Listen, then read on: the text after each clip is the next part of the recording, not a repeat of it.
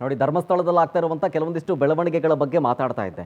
ಈ ಅನಾಮಿಕಾ ಅನ್ನುವಂಥ ವ್ಯಕ್ತಿ 13 ಪಾಯಿಂಟ್ಗಳನ್ನು ತೋರಿಸ್ತಾ ಒಂದೇ ಗುಂಡಿಗಿಂದಲೂ ಕೂಡ ಅಗದ್ಕೊಂಡು ಹೋದ್ರು. ಹೇಳಿದ ಕಡೆಯಲ್ಲಿ ತೋರಿಸಿದ ಕಡೆಯಲ್ಲೆಲ್ಲೂ ಕೂಡ ಗುಂಡಿಯನ್ನು ಅಗದು ಬಗದು ಶೋಧ ಕಾರ್ಯವನ್ನು ಮಾಡಿದ್ರು. ಆದರೆ ಏನೂ ಸಿಕ್ಕಲಿಲ್ಲ. 16 ಗುಂಡಿ ಅಗದ್ರೂ ಕೂಡ ಯಾವುದೇ ಮೂಳೆಯೂ ಸಿಕ್ಕಲಿಲ್ಲ, ಖರ್ಚಿಫು ಸಿಕ್ಕಲಿಲ್ಲ, ಏನೂ ಸಿಕ್ಕಲಿಲ್ಲ. ಮಂಪರು ಪರೀಕ್ಷೆಯ ಸೇರಿ ಅನಾಮಿಕನ ವಿರುದ್ಧ ತನಿಖೆಗೆ ಆಗ್ರಹ ಕೇಳಿ ಬರ್ತಾ ಇದೆ. ಈಗ ಅನಾಮಿಕ ಮತ್ತು ಆತನ ಬೆಂಬಲಿಗರ ವಿರುದ್ಧ ಆಕ್ರೋಶ ಕೇಳಿ ಬರ್ತಾ ಇದೆ. ಆ ಅನಾಮಿಕ ಯಾರು ಹಾಗಾದ್ರೆ? ಆತನ ಹಿಂದೆ ಇರೋರು ಯಾರ್ಯಾರು? ಆ ಕಾಣದ ಕೈಗಳು ಏನು? ಯಾರ್ಯಾರದ್ದು? ಅದರಲ್ಲೂ ಇದನ್ನ ಬೆಂಬಲಿಸಿದ್ದ ತಿಮ್ಮರೋಡಿ ಮೆಟ್ಟಣ್ಣನವರ್ ತನಿಖೆ ಯಾಕಿಲ್ಲ ಸ್ವಾಮಿ ಹೀಗನ್ನುವಂಥ ಪ್ರಶ್ನೆಗಳನ್ನ ಜನ ಮಾಡ್ತಾ ಇದ್ದಾರೆ.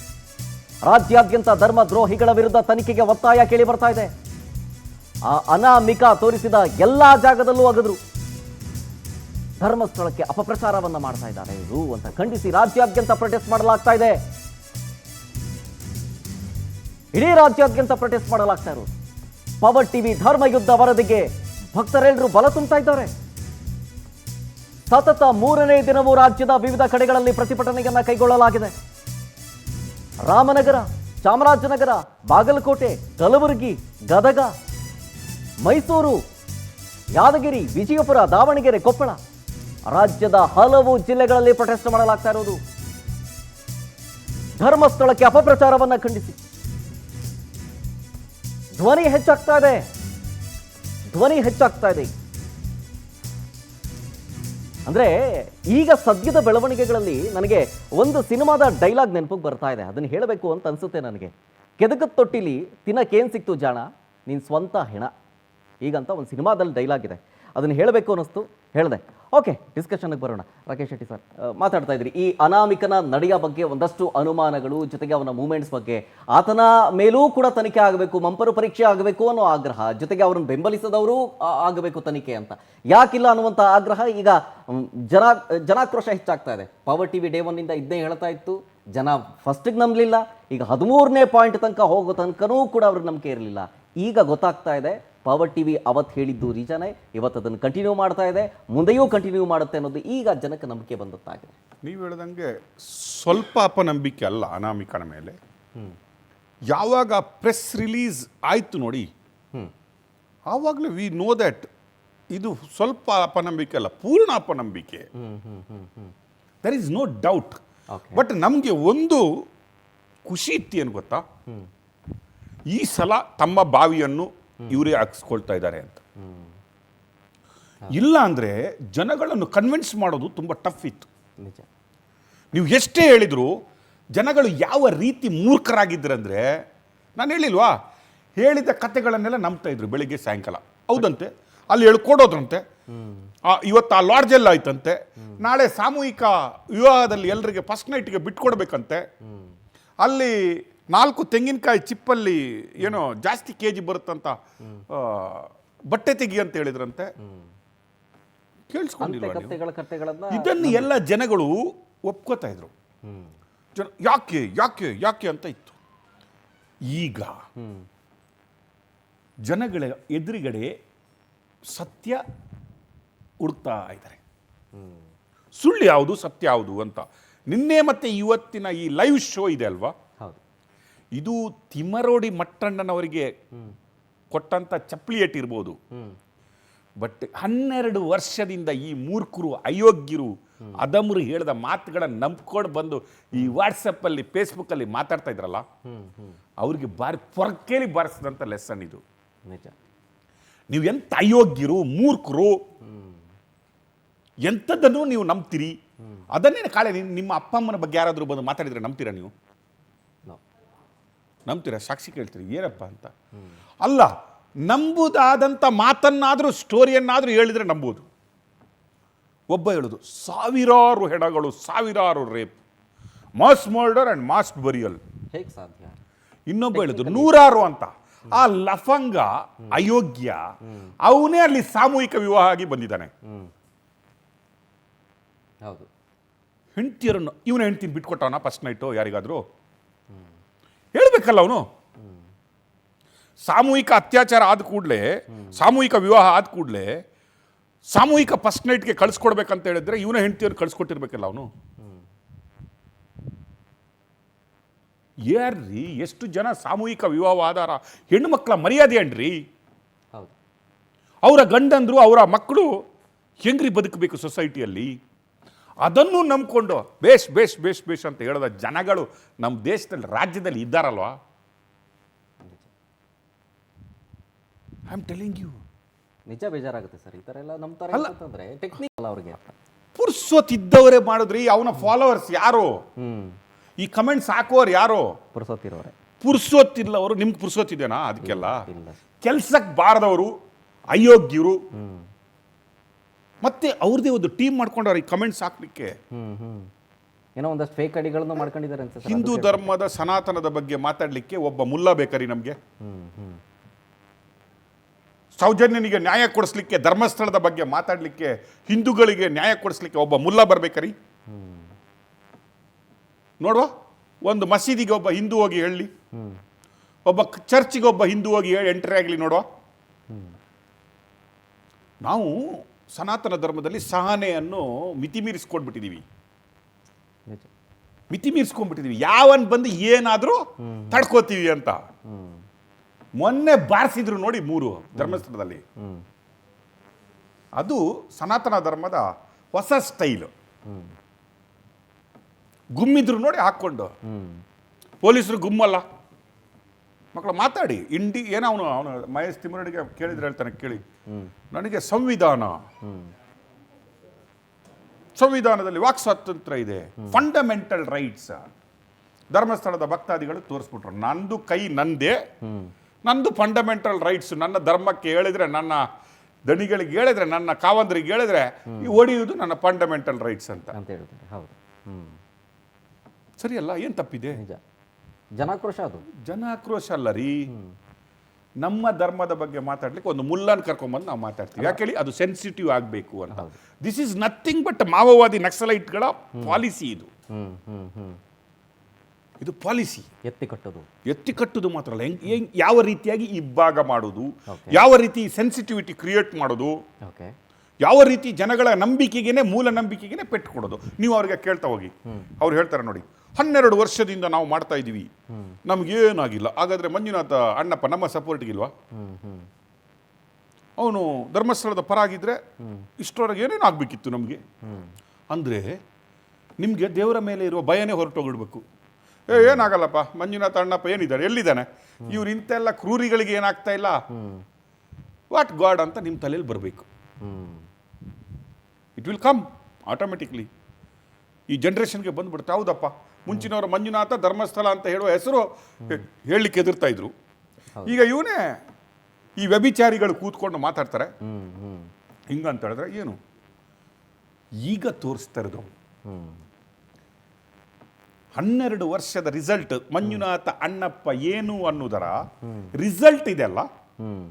ಈಗ rank holding, first rank Raju ಈಗ ಕೊಡ್ತಾ ಇರೋದು.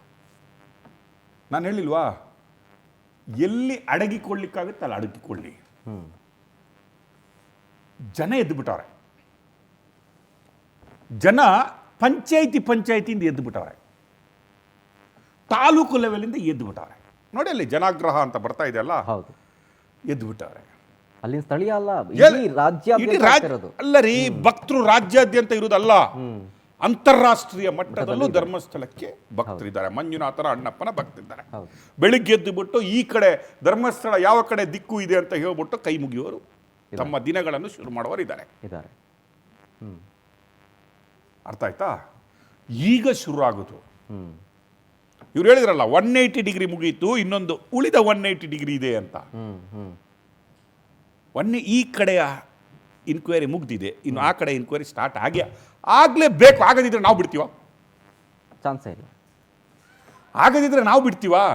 ಬಿಡಲ್ಲ. ನೋಡುವ, ಇದೇ ರೀತಿ ಯಾವುದಾದ್ರೂ ಒಂದು ಮಸೀದಿಯಲ್ಲಿ ಇದೆ ಅಂತ ಆಗಿಸ್ಲಿಪ್ಪ.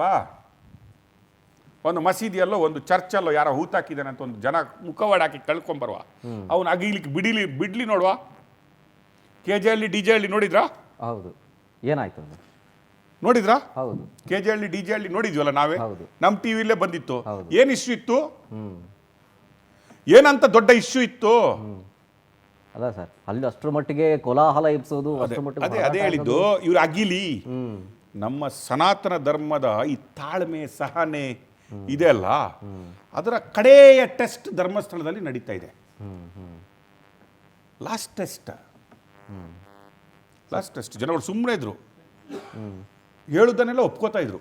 ಹೌದಪ್ಪ ಹೌದಪ್ಪ ಹೌದಂತ ಯಾರು ನೋಡಲ್ಲ. WhatsApp, Facebook, Instagram. ಈ ಗ್ರಾಮ್ ಈಗ ಮಿಲಿಗ್ರಾಮ್ ಆಗಿ ಕರೆಕ್ಟಾ ಇದೆ. ಇನ್ಸ್ಟಾಗ್ರಾಮ್, ಅವ್ರು ಹೇಳ್ತಾ ಇದ್ದಾರಲ್ಲ, ಮಣ್ಣಲ್ಲಿ DNA ಹುಡುಕುವಂತ. DNA ಅಲ್ಲ, RNA DNA. ಅವನಿಗೆ DNA ಫುಲ್ ಫಾರ್ಮ್ ಏನಂತ ಕೇಳಿ, ಕರೆಕ್ಟಾಗಿ ಮಣ್ಣು ಅಂತ ಹೇಳಲಿಕ್ಕೆ ಬರಲ್ಲ ಅವನಿಗೆ. ಮಣ್ಣು ಅಂತ ಹೇಳ್ತಾನೆ, ಮಣ್ಣು ಅಂತ ಹೇಳಲಿಕ್ಕೆ ಬರಲ್ಲ ಅವನಿಗೆ. DNA ಟೆಸ್ಟ್, ಅವನ ಯೋಗ್ಯತೆ ನೋಡ್ರಿ. ಯಾರು ಕೇಳೋದು, ಯಾರು ಅನಾಲಿಸಿಸ್ ಮಾಡೋದು? ಎಲ್ಲಿವರೆಗಂದ್ರೆ GPR ಸಿಸ್ಟಮ್ ತಗೊಂಬನ್ನಿ, ಅದು ಒಳಗಡೆ ಇರ್ತವೆ. ಇವರ ನಾಲೆಜ್ಗೆ ಮಣ್ಣಾಕ, ಅದರ ಕೆಳಗಡೆ ಹಾಕಿ ಮುಚ್ಚಿಬಿಡಬೇಕಿತ್ತು ಇವರನ್ನು. ಸರಿ, GPR ತನ್ನಿ, ಎಲ್ಲಿಂದಲೋ ರೆಂಟ್ ತಗೊಂಡು ಕರ್ಕೊಂಡು GPR GPR ಗೆ 20 ಲಕ್ಷ ಖರ್ಚು ಮಾಡಿ ನಾನು ಹೇಳಿದ್ದೀನಿ ಕಾರ್ಕಳ ಸ್ಪೀಚಲ್ಲಿ, ಇವ್ರು ಒಂದಿನ ನೇತ್ರಾವತಿಗೆ ಹಾರ್ತಾರೆ ಅಂತ. ಇವ್ರಿಗೆ ಹುಚ್ಚಿ ಹಿಡಿತಿದೆ ಅಂತ. ಅವರಿಗೆ ಹುಚ್ಚಿಡಿದ ಹುಚ್ಚಿನ ಪರಮಾವಧಿಯೇ ಈ ಬುರುಡೆ.